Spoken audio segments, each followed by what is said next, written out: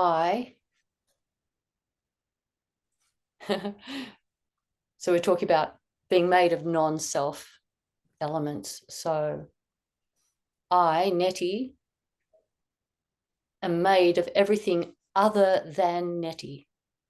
There's no Neti that can make, Neti can't make herself. I can't make myself.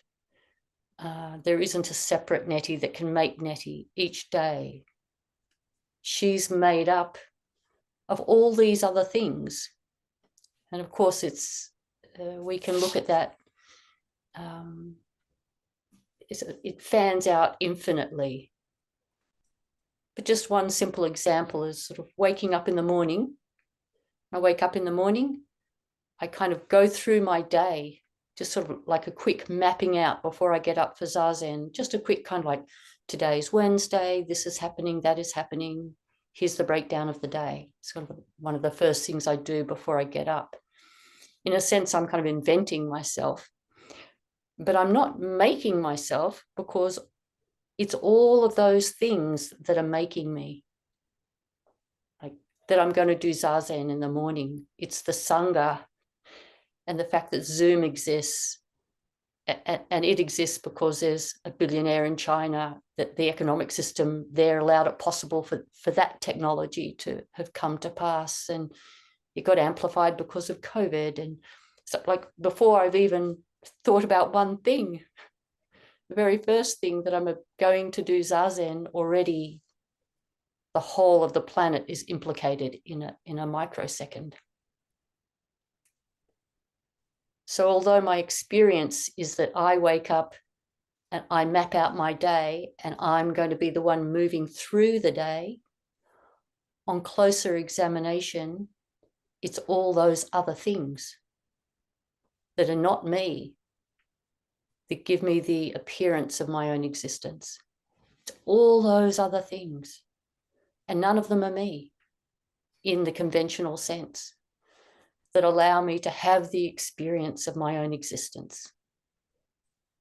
So although this teaching is the teaching of interdependence, it has this slightly different flavor of us being made of non-self elements.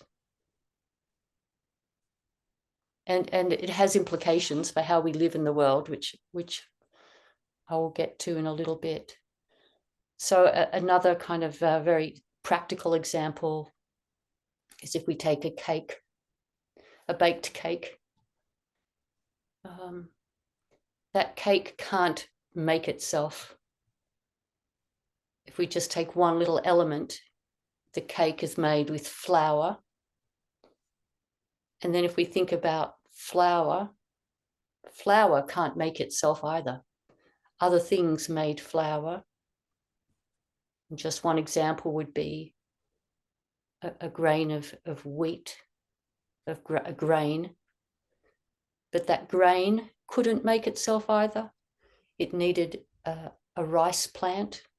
I mean, a grass, a type of grass, not rice, a type of grass for it to exist. And the grass couldn't make itself. It needed the soil and so on. But what I like about this particular way of talking about interdependence is I think it can really cultivate a sense of gratitude, because we really get to see, if we look at it and let ourselves contemplate it, that we're made by everything else, and none of it is us. None of it is us. It's all these other things. But all of those things, they themselves didn't make themselves either. They themselves were made by other things. And those things that made them were made by other things. So this is the doctrine of no self. Now, this is anatta. Not only did I not make myself, the things that made me didn't make themselves either. And we can't find anything that can make itself. We can't find a discrete building block that makes things. Everything is exists because of everything else. It's this huge kind of gift that is going on, this huge sort of paying it forward that's just going on constantly.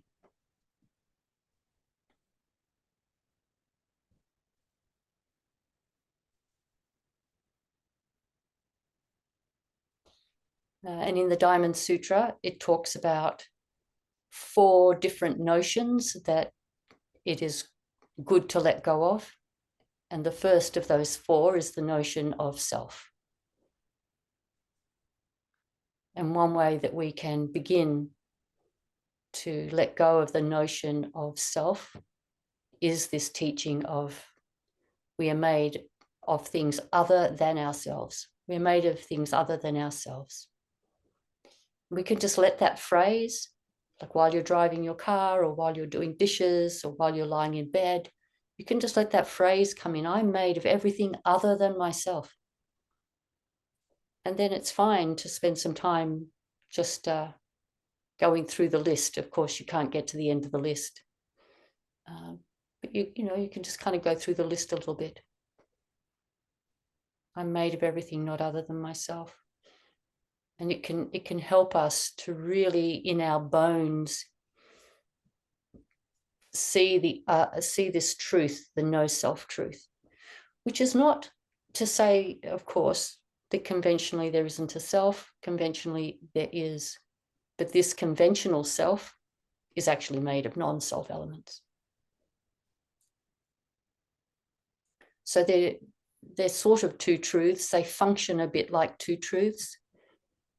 The truth that I'm a self, the way that functions is that I have to remember to drink water and to eat food and to get sleep and to have a social life of some sort and to engage my intellect and exercise my body and all of those things, have appropriate boundaries when that situation arises.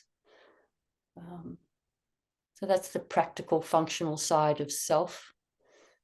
But that self actually still is made of everything other than itself. So we still look after the self, but we practice through contemplation, active contemplation that you can do just during the day when your mind is isn't needed. Often when we're doing things with our body but don't need to use our brain too much, we can just contemplate and just take a line like that. I'm made of everything other than myself, while we're putting gas in the car, any place, while we're getting dressed.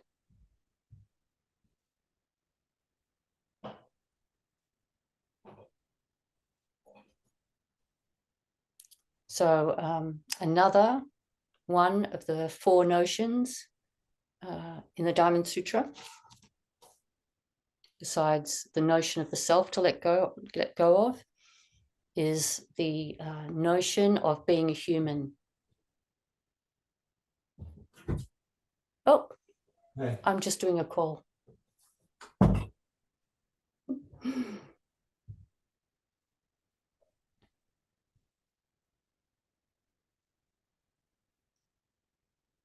Because being a human, just like the self, we're only human because of all the other species. We're only a human because we evolved from other species and because we need them.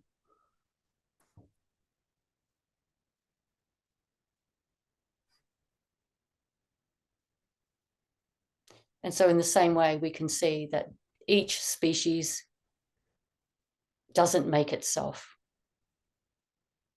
Every plant, every animal is made by everything other than itself.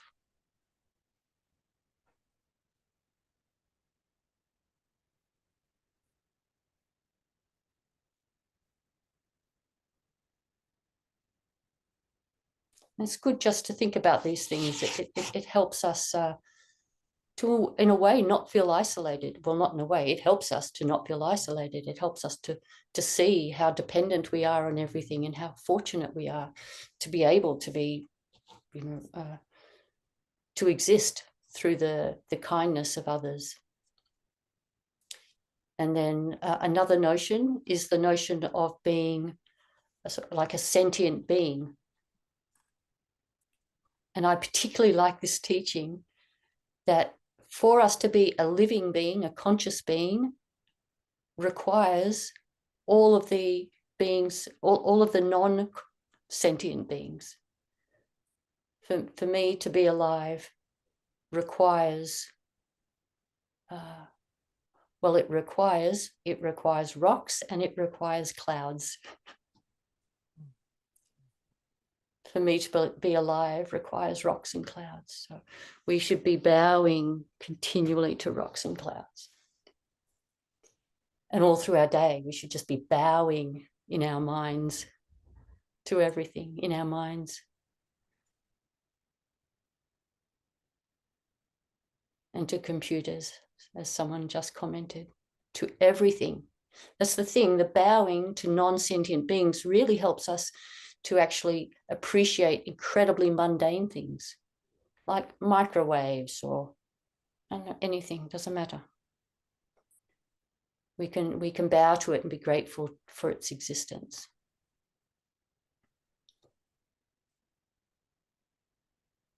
And on that point, actually, of non-sentient beings making it possible for us to exist,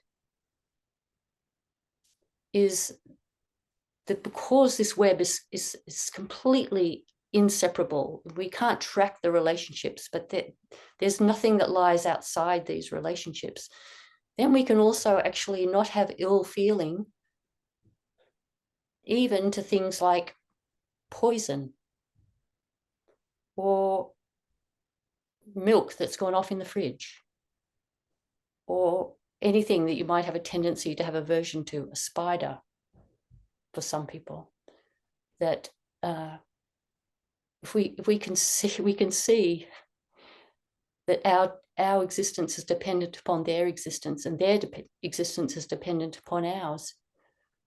We might not be able to make a very clear line between their existence being dependent upon ours, but actually, because there's no break in this web, it's actually true. So we can then cultivate this sense of connectedness to everything, even things that feel very foreign or unpleasant in our minds. It's always this in our minds. What we do with our body is a little bit different. Like we don't drink the off milk. That would not be a good idea. But we don't need to feel aversion to it in our minds. We can just go, the milk is bad. It's very important to kind of cultivate this sense of connectedness to everything. And then the last of these notions to let go of is the notion of a lifespan. So the notion of a finite life. This is interesting to contemplate too, that conventionally we have this idea that the world exists and we come into it and we're here for a period of time and then we exit out of it. And there's truth to that, of course. But another way to think about it is that those 2 points, the birth and the death points, are really just, they're like very powerful punctuations. Like they're very powerful, intense punctuation points, but they're not essentially different to any other point. They're just a much more visceral for us. But they're not really essentially different to the rising and falling moment by moment of our own existence. They do feel very different, and it's important to acknowledge that. But when we think of ourselves as made as non-self elements, then we can say all that's happening is we're going from a kind of a non-conscious element into conscious element at birth. And then we're like that for a period of time, and then we return in some ways into a non-conscious element. But I like to think about how when someone passes away, how much of their energy ends up going into each of us, the people who knew that person, how much of that energy actually goes into us Like I notice how much I'm like my father as the years go on. I seem to develop more of his characteristics. And people we love, we take on that energy. It doesn't disappear. It just shifts across into other people. So the energy continues on in a less concentrated form, in a slightly more dispersed way. And the physical body is also becomes more dispersed. It kind of goes back. It goes back into the ocean of elements.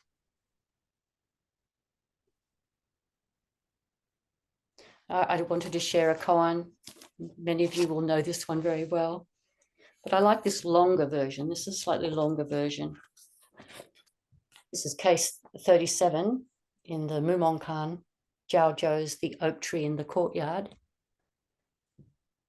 A monk asked Zhao Zhou, "What is the meaning of Bodhidharma's coming from the west?" Zhao Zhou said, "The oak tree in the courtyard." But what I really like is the longer version where the monk then says, "Please don't teach me with reference to outside things." And Zhao Zhou says, "I don't teach you with reference to outside things." I don't teach you with reference to outside things.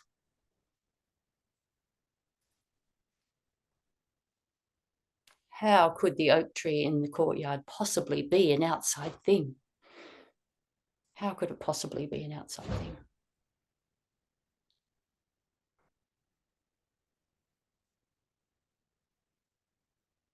The oak tree in the courtyard is the reason I exist. And the reason it exists is because I exist. I don't teach in reference to outside things. I love that line so much. And then the monk says, "What is the meaning of Bodhidharma's coming from the west?" The oak tree in the courtyard. I don't teach in reference to outside things. There's no outside things.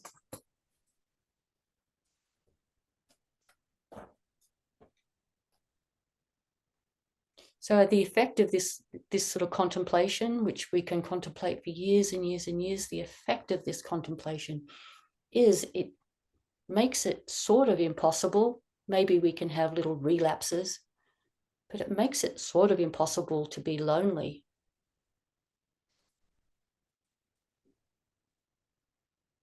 Because all we need to do is just lift up our eyes, and there is everything that's creating our existence. So maybe just because we are human, maybe we do feel some loneliness, but less. This teaching can help us feel less lonely, less separate, less isolated, less likely to have thoughts of superiority or inferiority, because it doesn't make sense. If you make me and I make you, what madness to say I'm better than you or I'm worse than you. Kind of madness. And we feel more gratitude. We feel more intimacy. We feel more unified. And that feeling is more accurate because that's how it is. So it's more accurate. And I think when we are more accurate in our understanding, and we can never be completely accurate, nobody knows. But when we are more accurate, more in accord with how reality is, there is a natural kind of lightness of spirit that comes with that. There is a lightness of spirit that comes with that. So that's what I wanted to share with you today, that we are made of non-self elements. It's just it's a very joyful contemplation.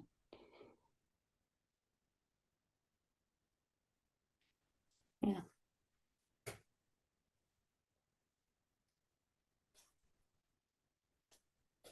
Would anyone like to comment, share your thoughts on this, or or ask a question. Yes, Kevin. Hello. I enjoyed your teaching so much the last time. I have thought about it many times, how you simply said Zazen changes us, and that assurance that I'm not wasting my time. The two things that came to me, I remember Robert Aitken, when asked the question that the Buddha would not answer either about what happened when we died, he, when pressed, said, he thought his skandhas scattered, and that was the end of it. And I like that, and I always thought it was charming and not stupid, because lots of references to death are kind of insipid, but that was modest and beautiful, and just their tendencies go into the void. Who knows what becomes of them? And I remember John Muir, when you were speaking, whose famous quote in the 19th century, whenever you pick up a rock, it's attached to everything else in the universe. And I just enjoyed so much you reminding us that we are made of stardust, and that nobody made me, and that my parents made me. They just passed on the DNA, and that when I'm walking on that floor to heat my tea in the microwave that you mentioned, the floor is pressing up against my feet, letting me enjoy gravity.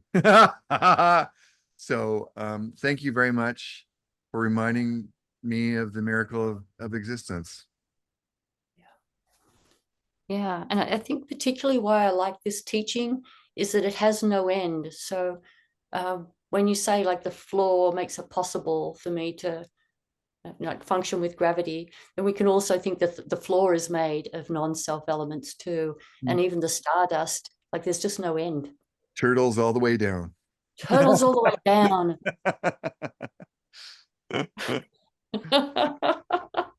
That's a nice memory, Bill. Oh, thank you, Neti. Gosh darn, you just exploded my existence.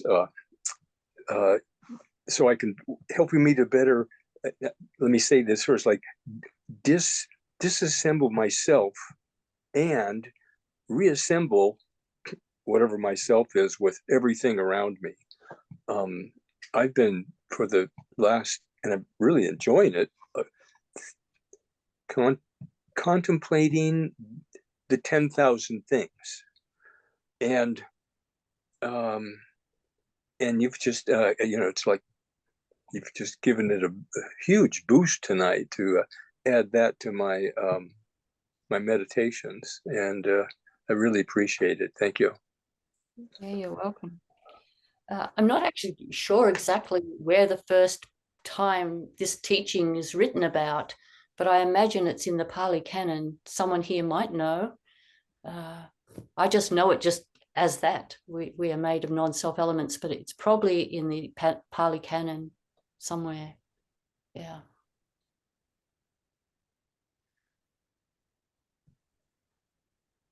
I feel like it comes out in a bunch of the sutras, and I definitely, it's in the Diamond Sutra. I put the 4 notions in the chat if people want to kind of write them down or copy them into their world.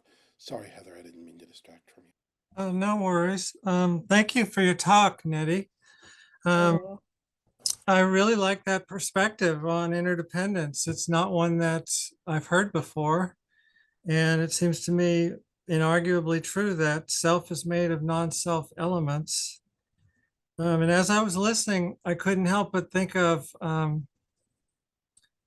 don't know, I guess it's a sort of a quote, and maybe I'm just paraphrasing it, but it's something that's sort of from a more mundane level that's maybe from the motivational realm. I'm just thinking of this quote that goes something like this. We are not made of our circumstances, but of our choices. Or I am not made of my circumstances, but of my choices.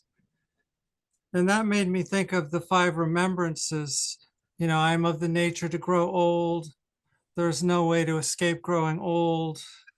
I am of the nature to die. There is no way to escape death, etc. And then the final one, my actions are my only true belongings. I cannot escape the consequences of my actions. My actions are the ground upon which I stand.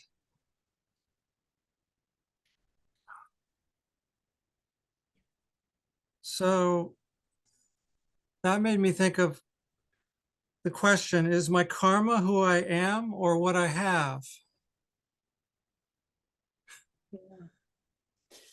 Well, an interesting thing. I'm glad that you mentioned this about karma, because although this teaching, I'm made of everything other than myself, is to help us not identify with our own thoughts and our own experiences and our own opinions and so on, to help us soften our relationship to that. At the same time, and this is what's so beautiful I find about the Buddhist teachings, is at the same time, we do take responsibility for our actions. So when it's appropriate in terms of wanting to be of benefit to the world, we say, it's my fault. I'm so sorry. I will take responsibility for that. You know, it's my responsibility to not do harm. So we do sort of have a sense of me when it comes to ethics. We don't want to do the no self thing around ethics. Right.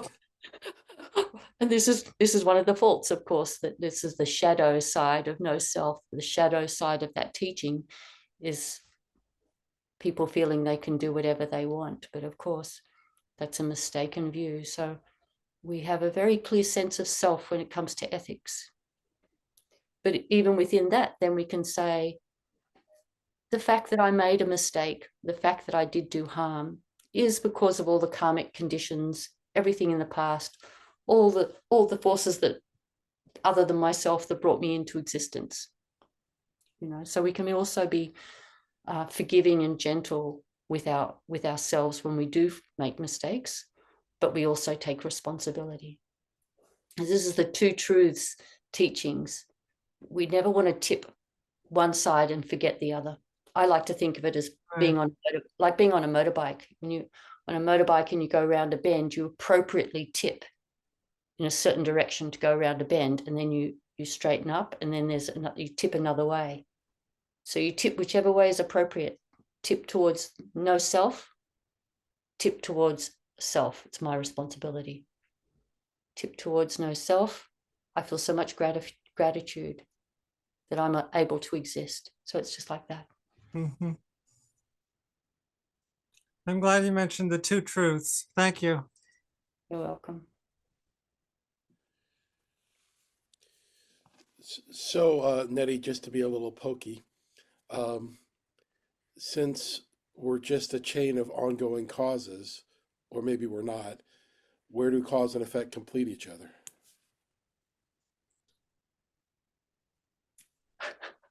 Where do they complete each other? I'm not sure. I'm not sure what that means. Yeah, so is there a place in our practice where there's room for the uncaused to come in, for something that isn't just the chain of reaction? Is there a room Yeah. for that? Yeah. I kind of like to use now as a good example, that in one way you can say the only thing there is now, like the only thing there is here and now. One can kind of see that past and the future don't exist. There doesn't exist. There's nobody that's there. Everybody is, wherever they are, is here for everybody. And then from Nagarjuna's perspective, you can't locate now anywhere, and you can't locate here either. So you just can't locate here or now. And so it's kind of like that.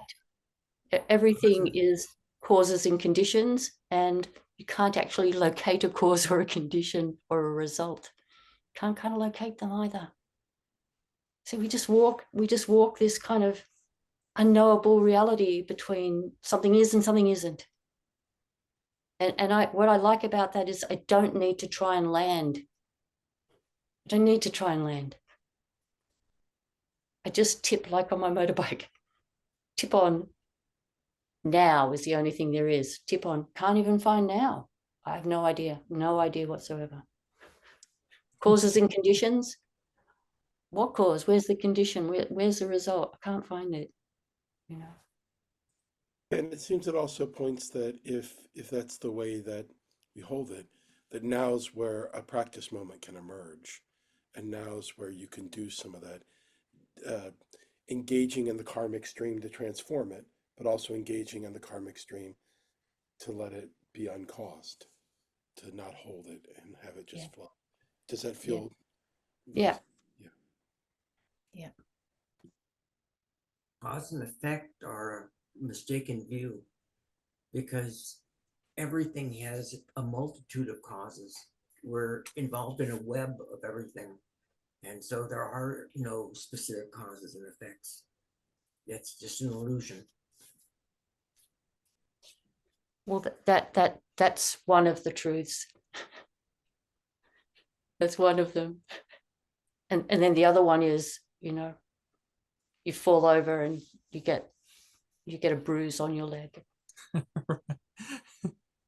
Yeah. So we just keep the two together. And I think that's exactly what skillfulness is knowing which way to tilt within those two truths. And of course, those two truths are just concepts that we use. There's the trees don't think about two truths. They're not fussed about it at all. But for humans, we need language. And so this is one way we talk about it with language. Yeah. I'm a little aware that I've left my 5-year-old grandson to take care of himself. I think I might need to go and attend to him in a few minutes. I tried to set him up with Spotify and it just didn't work. So we couldn't get it to work. Being in the chain of dependent origination, bodhisattva action, is some 5-year-old playtime, which sounds freaking lovely. But so much more skillful than a chainsaw. Good call. Yes, yes. Maybe not the best babysitting technique to give them a chainsaw. Maybe at 5, there might be an age. Could we give Reverend Neti a bow? In Neti, you gave us a call to kind of practice this, and so I'll just repeat that call.